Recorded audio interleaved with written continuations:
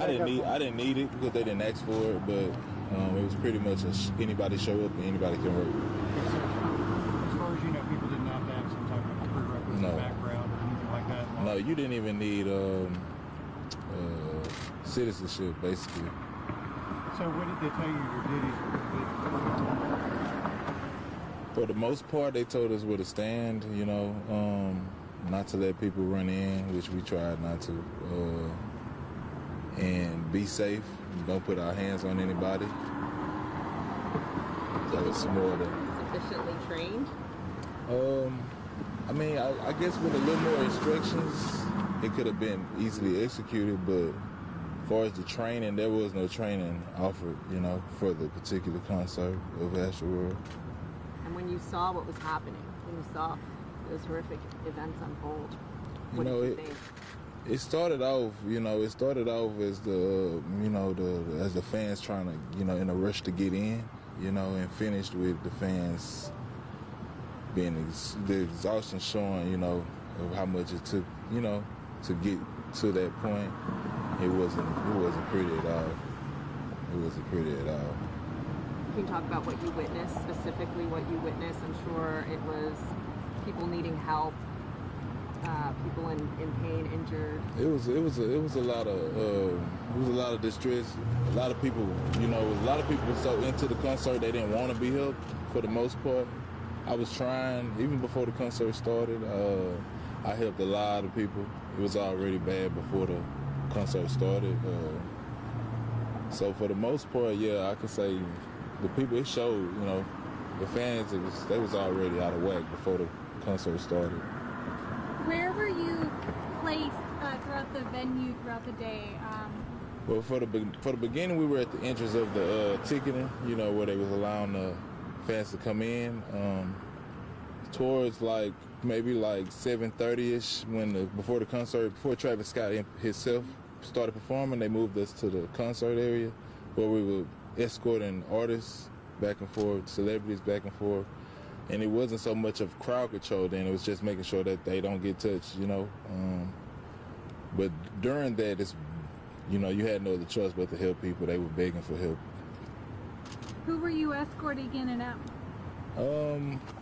Most of the artists that performed that day, that night. SZA? Was it SZA? It was a few people, through the crowd, through the Travis Scott.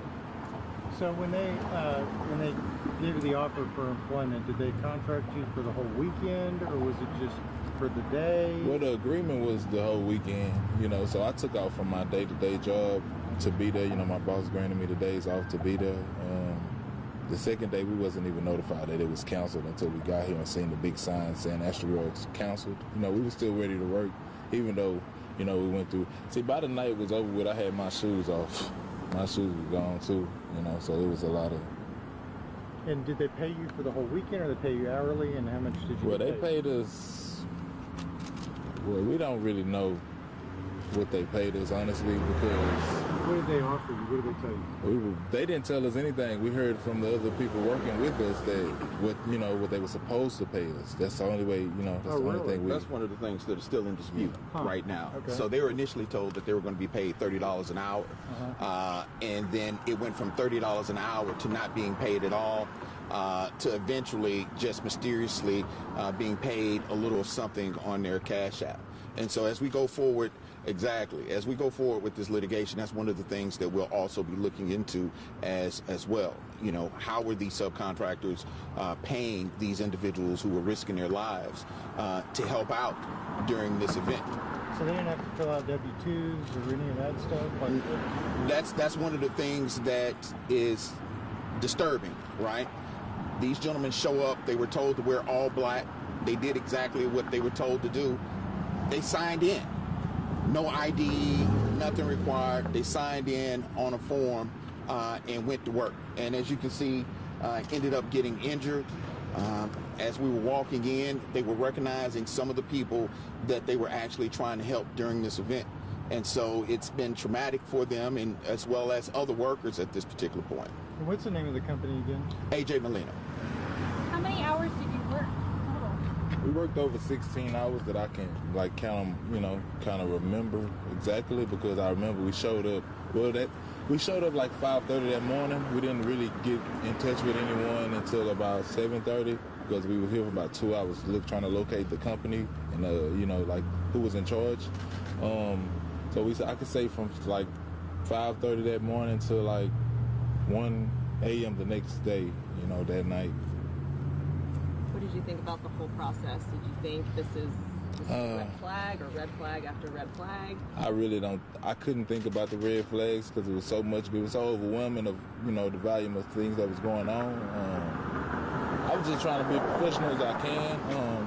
I only have my level 2. I have interest in having my level 4, which is like bodyguard security, which in particular, you need extra training for that. And so you got to have a certain type of, mentality. And I was trying to keep that mentality of not getting starstruck around the celebrities and not, trying to enjoy the concert so much and try to actually pay attention to the fans and do the job of helping them. And it was so many people. It got to a point where so the fans couldn't, really, I didn't know who to,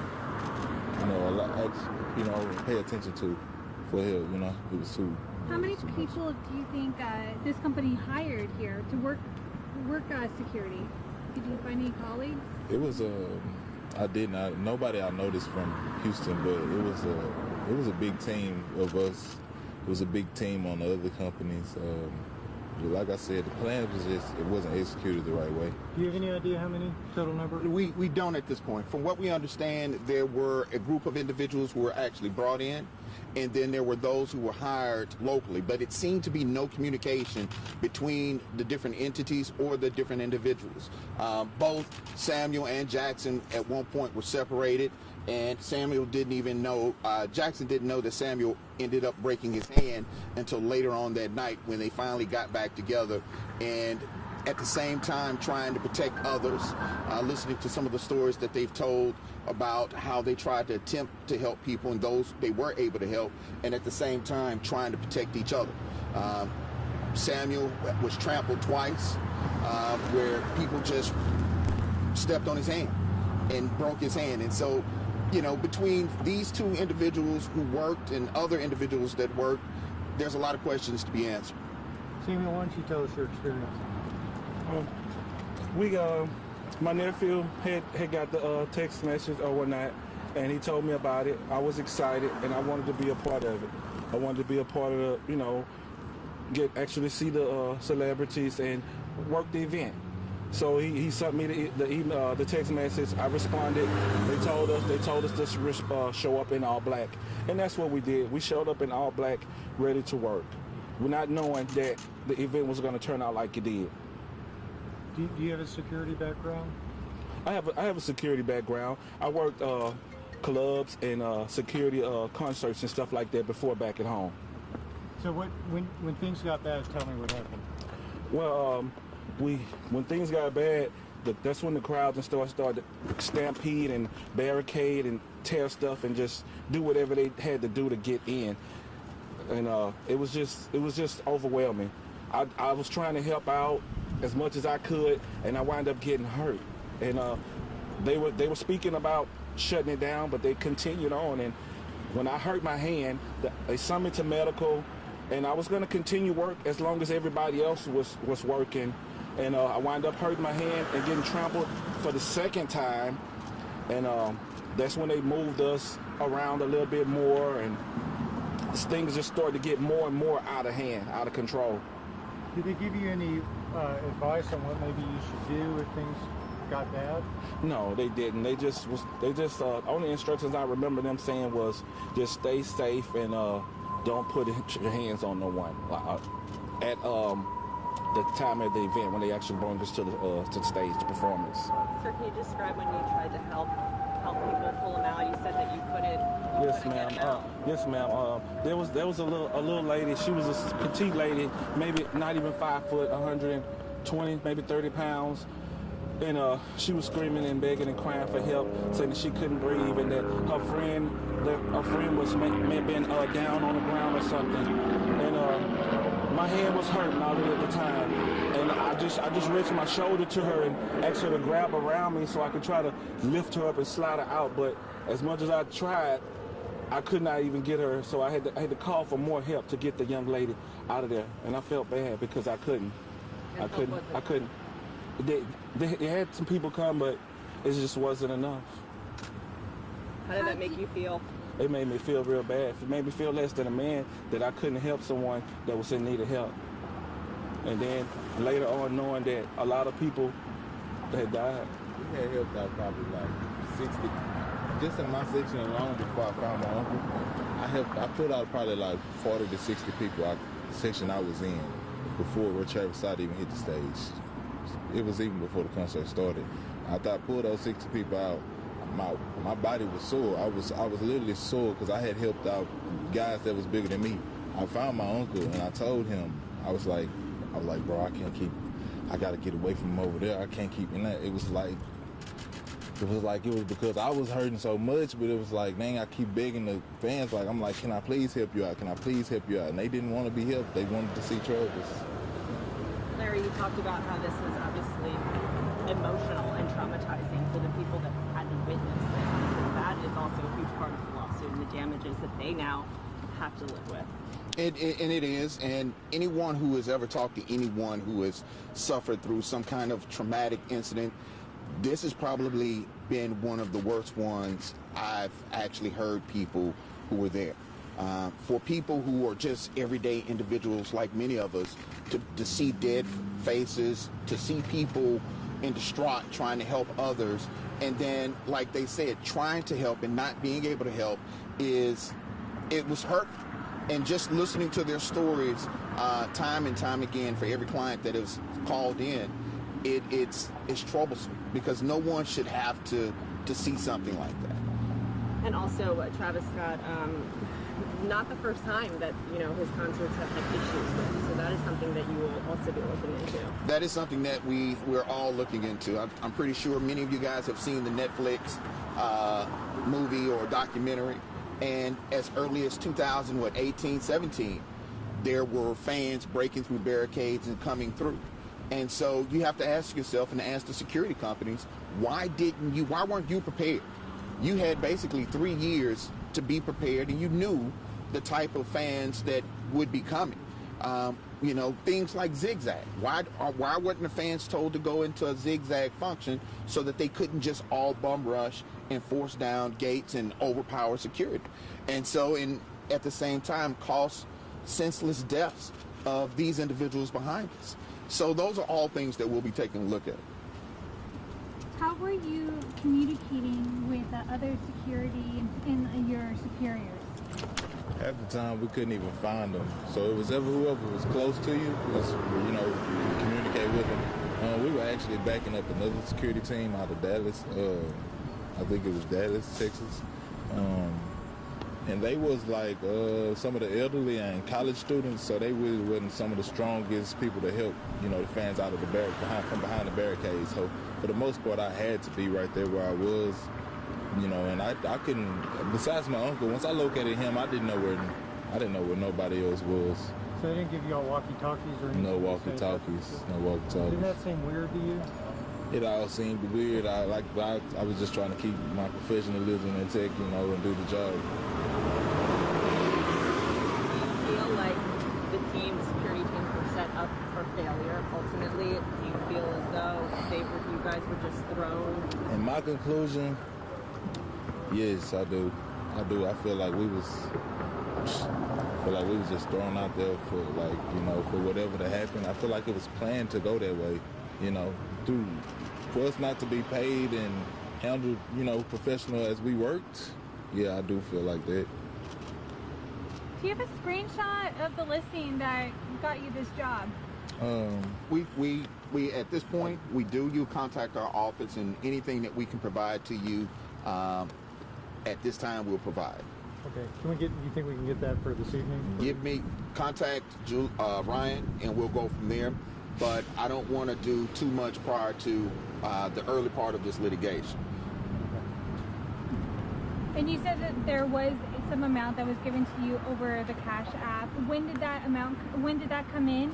And how much was it compared to what you probably were owed?